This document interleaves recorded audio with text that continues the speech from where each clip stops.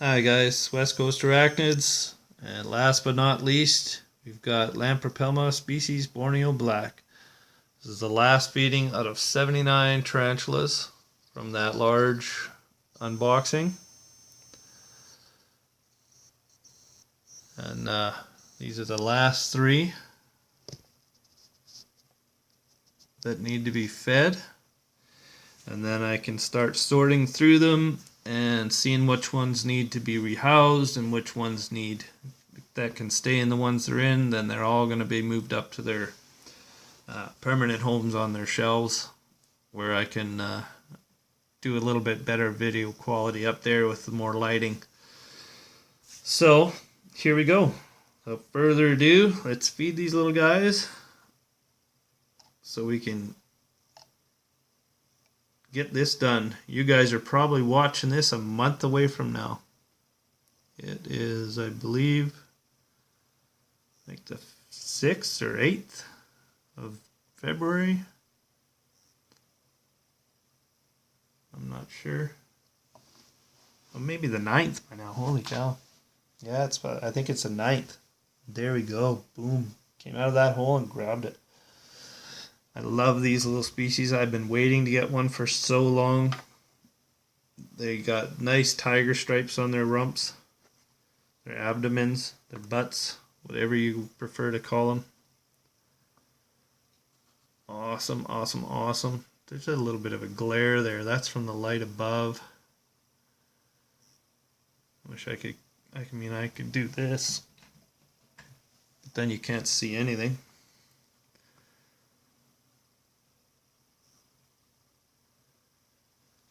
Alright, this guy's got a little bit more moisture in there. You can actually see condensation on the side. That's okay. The substrate's not overly damp. It's good. It's just about perfect. Another burrower, opportunistic burrower, heavy Weber.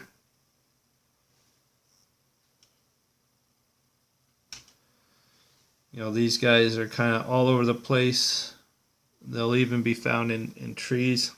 But wherever they go, they'll web it in and use whatever substrate or moss or whatever they can get to cover their webs and hide. Or they just web up in little tunnels. And of course you're going to get off, aren't you? There we go.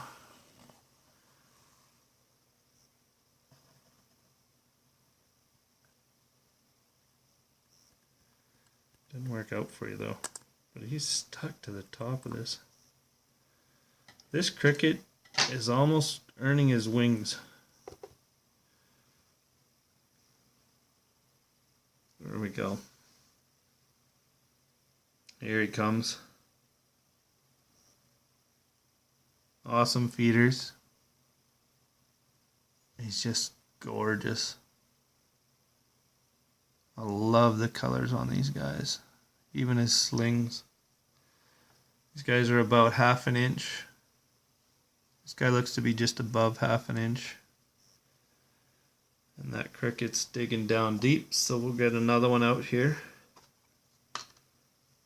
Let's see if we can get this guy to feed. He's got quite the little burrow system going in here.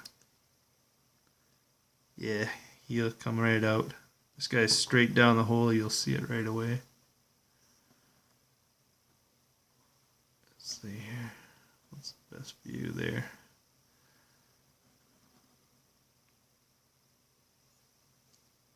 I'm going to move that guy over.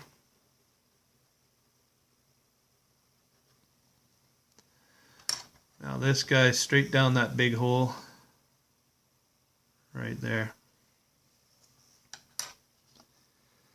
And there's only 2 little crickets left, which is perfect. So I think I'm going to put them both in there. If I can catch this little guy again. There we go. Oh, we got it right away.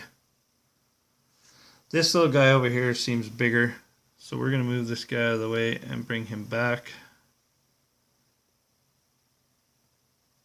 and see if we can get him to feed yet just yet. So this last little cricket's really tiny.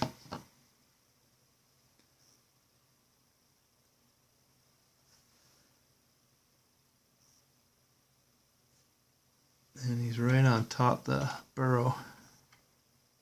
Entrance to his lair. Ha ha ha.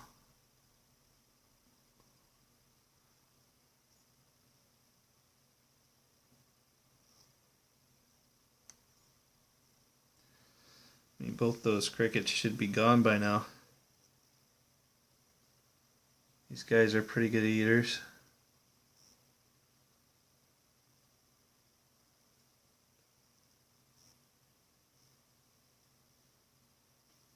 Okay. I know he'll come out and get them because he was pretty up and at him as soon as I put them in there. He dove out like he was going to grab it, but doesn't want to leave his burrow.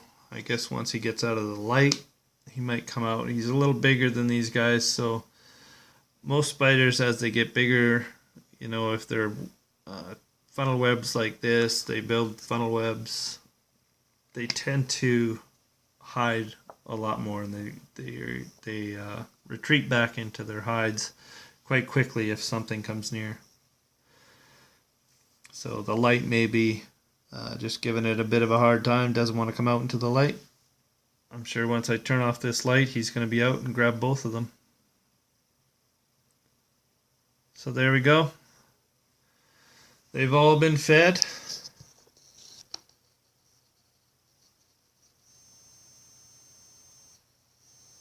I have my hands full. I'm going to be busy. But I will try to put out one of these videos, one of these feeding videos every day until they've all been put out. Let me know what you guys want to see next.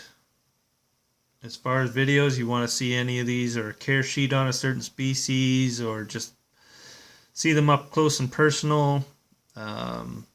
More feeding videos. Don't plan on handling a lot of these anytime soon. Some of them are quite quick.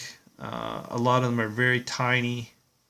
Some of the slower moving ones I may handle, but that's only if they come out on their own. You know, I usually will help them, hold them for a bit and then put them back in. But I generally try not to just take them out just for the sake of handling them. But every now and again, when you're doing a feeding video or cleaning out there's the enclosure, they like to wander out. So at that point, I'll pick them up, and if I can get them on video, I will. All right. This guy is feeling those crickets, and he's poking his feet out. I don't know how well you can see that, but I'm sure if I shine this light on him, he's going to go running back in. There he is, right at the tip of his burrow.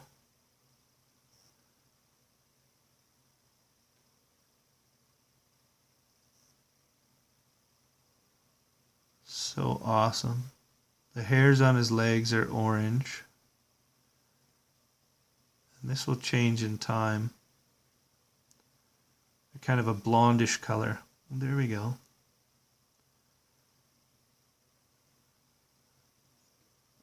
I can't really see his abdomen just yet.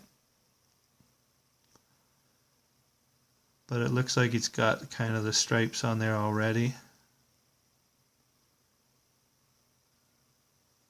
But he's definitely hungry.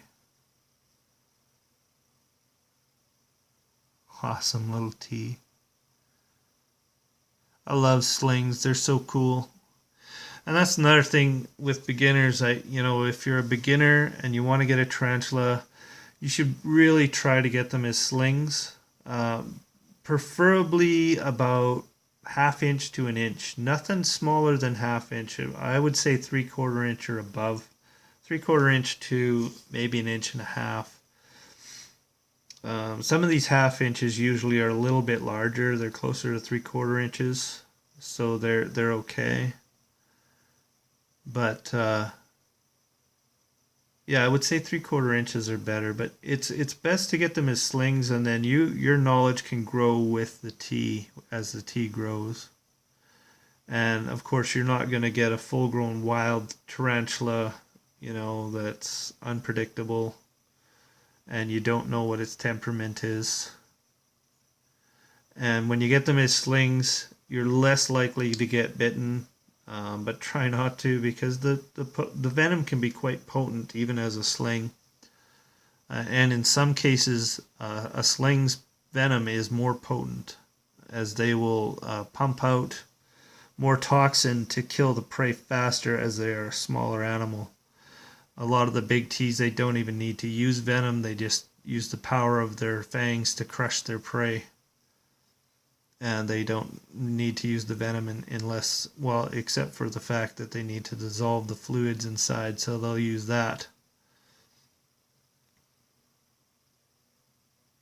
But a lot of them can just crush it up and suck up the juices as is. As gross as that sounds, that's what they do. And the venom breaks down anything else, and they can dissolve it that way.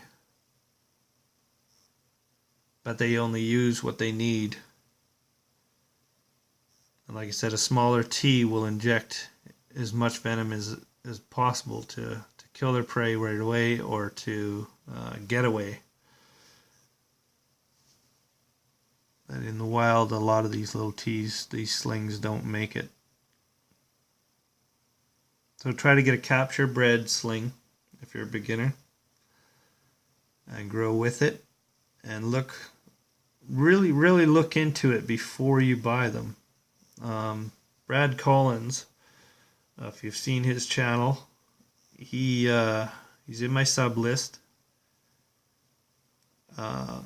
He bounced around from channel to channel on YouTube, talking to people that had tarantulas for 4 or 5 months before he actually dove in and bought some. And that's very wise to do. I mean, I really suggest that everyone does that when they're going to buy a tarantula. Really learn about it before you buy it. It's going to be a lot better off for you and a lot better off for your tea. Anyway, this guy's poking around. I thought he'd have grabbed that thing by now, but those crickets are kind of tucked in on either side of his burrow, right near the side of the enclosure there, right on the plastic. So I'll leave him alone, and he'll get those in time. So that's it for the feeders, or the feedings of these guys, the first feedings anyway. I'm sure there'll be a lot more to come, and some really nice attacks. And as they get bigger, some fang action. And a little more detail. Better lighting. Anyway, if you want to see anything else, leave it in the comments. Throw a big thumbs up if you like the videos. And y'all take care. Have a great day, and bye for now.